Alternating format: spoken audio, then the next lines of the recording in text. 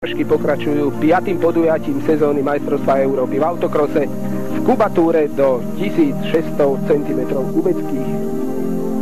Na tunajšom pomerne rýchlom okruhu, ktorý meria 906 metrov a má šírku od 10 do 15 metrov, dnes uvidíme spolu 23 pretekárov z 8 krajín a medzi nimi bude aj 5 slovenských jazdcov. Usporiadateľom trošku komplikovalo život počasie. Predvčerom v piatok sa prehrala nad Zlatými Moravcami búrka, spojená s výchvicou, ktorá postrhala strechy z viacerých budov tu po okolí, ale zhodou okolností aj z rozhodcovskej veže, no a to znamená, že usporiadatelia tu mali včera veľký pracovný ruch. No a dažde rozmočili trať, predovšetkým včera sa tu prehnalo niekoľko búrok a vyzeralo to tak, že preteky pomaly ani nebudú. Našťastie ráno sa vyčasilo, trať je regulárna a sľubuje zaujímavé preteky. Keďže autocross patrí k výnimočným hosťom na televíznej obrazovke, povedzme si aspoň v náčrte základ pravidiel. V pretekoch sa jazdia 3 série kvalifikačných jazd o postup do finále B a do finále A a postupujú jazdci s najlepším koeficientom, to znamená, ktorí sa v jednotlivých rozjazdách umiestnili na čelných miestach. Pretekárov do rozjazd nasaduje riaditeľ pretekov, býva to však často kameňom úrazu, pretože mnohým pretekárom sa nasadenie nepáči a bývajú dané protesty. Aj dnes sme jeden taký protest mali, ale dopadlo všetko dobre a preteky môžu zdárne pokračovať. V areáli Vršky sa však preteká už od poludnia a my teraz, keďže je tu prestávka, máme pre vás pripravený záznam z druhej série jazd.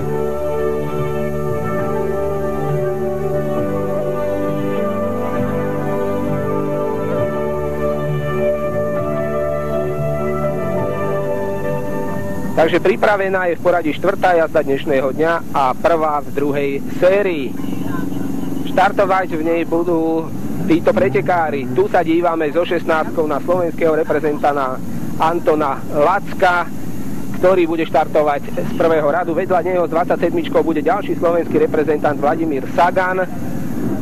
Medzi nimi mal štartovať ruský reprezentant Andrej Bojko, ten však bol pre túto jazdu diskvalifikovaný. Potom tam ďalej bude so 63 Sergej Kovalčuk, s 2 Petr Bartášek, český reprezentant a s 11 Alexander Poltavcev z Ukrajiny.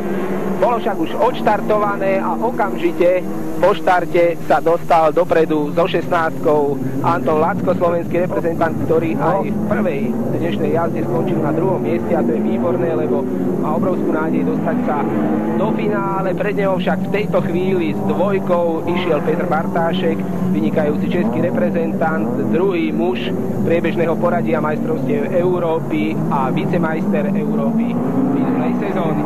Tomu sa však v prvej jazde dnes veľmi nedarilo, v druhej rozjazde okamžite po štarte havaroval, musel stať a preto je pre neho nevyhnutné získať v tejto jazde víťazstvo, aby mal nádej na niektorú z finálových jazd. Takže poradie po prvom kole 2, Petr Bernášek 16, Anton Lacko a 63 Sergej Kovalčuk, to je reprezentant Ukrajiny.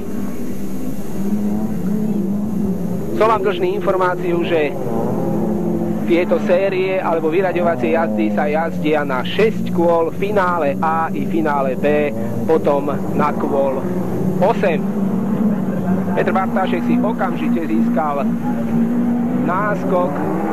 Trať, ktorá bola ešte ráno rozbahnená, sa pomaličky suší, predsa len však stále tá ideálna stopa je najdôležitejšia, tam dokážu pretekári s maximálnou rýchlosťou.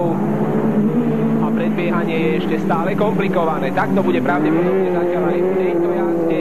Hoci Sergej Kovalčuk z 3. pozície sa snaží ohrozovať nášho Antona Lacka. Na 4. mieste zatiaľ s 27. ďalší slovenský reprezentant Vladimír Sagan.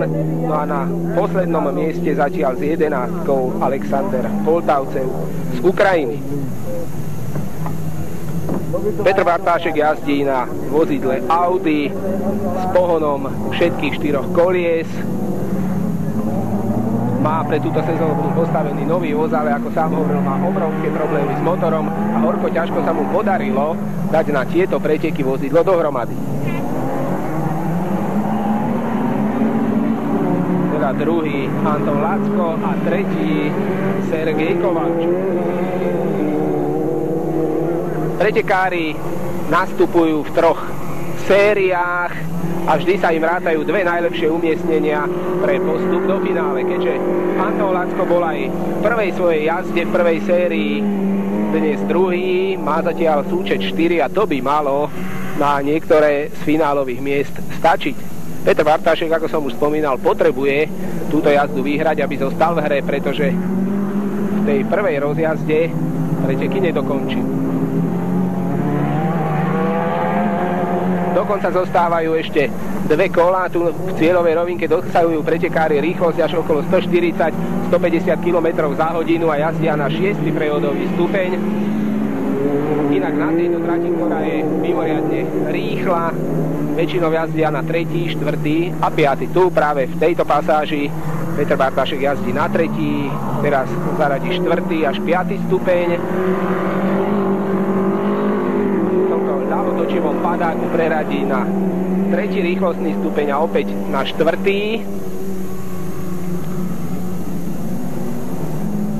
Táto pravotočivá zákrutka sa jazdí na 3. prevodový stupeň, teraz radí 4.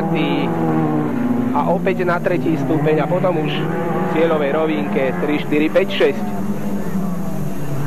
6. Petr Bartášek je v poslednom kole, suverénne vedie s náskokom 50-60 metrov. Anton Lacko zatiaľ na druhej pozícii a tretí Ukrajinec Kovalčuk. Ten mal aj v prvej svojej jazde, štartoval v prvej rozjazde, skončil 4. Veľké problémy s chladením svojho motora a stratil dobrú tretiu pozíciu až v poslednom kole, keď sa mu už motor začal prehrievať.